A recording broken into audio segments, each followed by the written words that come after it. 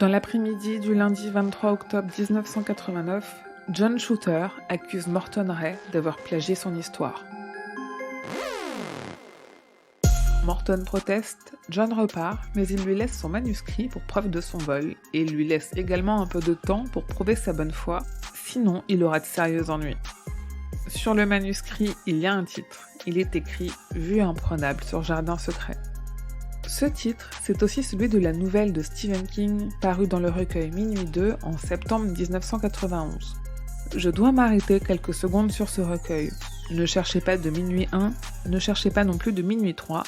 Particularité de l'édition française, le recueil d'origine de 4 grosses nouvelles, intitulé en anglais Half Past Midnight, a été séparé en français en 2 recueils de 2 histoires, Minuit 2 et Minuit 4. Vue imprenable sur Jardin secret divise les critiques et les fans.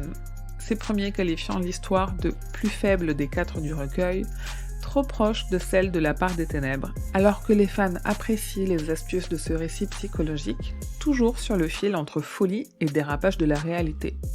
Porté à l'écran en 2004 dans un film du nom de Fenêtre secrète avec Johnny Depp, cette histoire reprend les codes classiques de King par sa longueur, King étant un maître du roman court, ce qu'on appelle aussi novella, et de par les thèmes abordés. Vue imprenable sur Jardin secret est une bonne entrée en matière dans son œuvre si vous ne savez pas par où commencer ou si vous voulez recommander une première lecture à quelqu'un. Attention toutefois, si cette lecture n'offre pas de vue sur un jardin, elle pourrait vous ouvrir celle de l'œuvre avec un grand O de King, et une fois le passage franchi, il n'y a pas de retour possible.